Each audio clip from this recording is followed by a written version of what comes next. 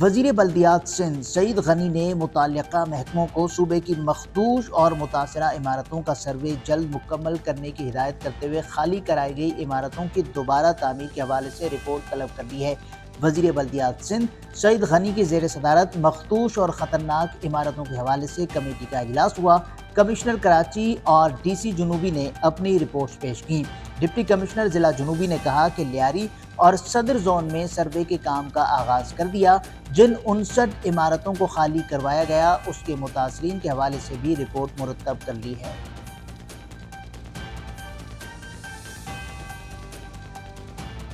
Pakistan administrative service کے زیر تربیت افسران اور مڈ کیریئر مینجمنٹ کورس کے شرکاء نے کراچی پولیس آفس کا دورہ کیا۔ ایڈیشنل آئی جی جاوید عالم اوڈھو نے شہر میں امن و امان، جرائم اور پولیس کی حکمت عملی پر بریفنگ دی۔ دورے کے اختتام پر یادگاری شیلڈز اور تحائف کا تبادلہ بھی ہوا۔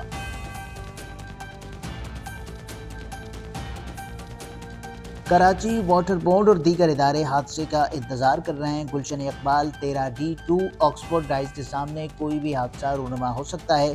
رہائشی علاقے میں اسکول، مارکیٹ سمیت عوام کی بڑی تعداد کی راہ گزر ہے۔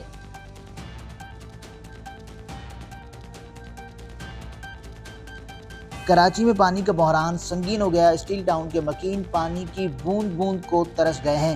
علاقہ مکینوں کا شکوہ ہے کہ اسٹیل ٹاؤن کو کربلا بنا دیا گیا ہے۔ اس کی مکمل ذمہ داری ہمارے حلقے کے ایم پی ایز اور ایم این ایز پر ہے۔ وہ حالات کو سنبھالنے کے قابل نہیں رہے۔ وہ ہمارا مسئلہ حل نہیں کرنا چاہتے، وہ ہمارے دشمن ہیں۔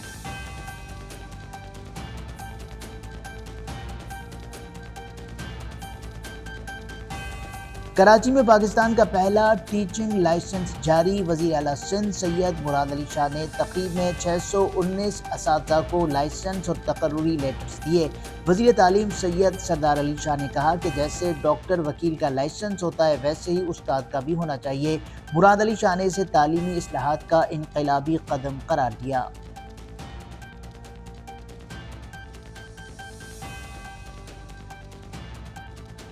کورنگی کازوے برج کا تعمیراتی کام تیزی سے جاری ہے، جو ابراہیم حیدری اور کورنگی شہر کو دیگر حصوں سے جوڑے گا۔ حکام کا کہنا ہے کہ منصوبے کی تکمیل ستمبر اور اکتوبر کے درمیان متوقع ہے اور امید ہے کہ یہ کام مقررہ وقت سے پہلے مکمل کر لیا جائے گا۔ میئر کراچی بیرسٹر مرتضی وہاب کے مطابق یہ منصوبہ کراچی کی ٹریفک اور رابطہ سہولتوں میں انقلابی بہتری لائے گا۔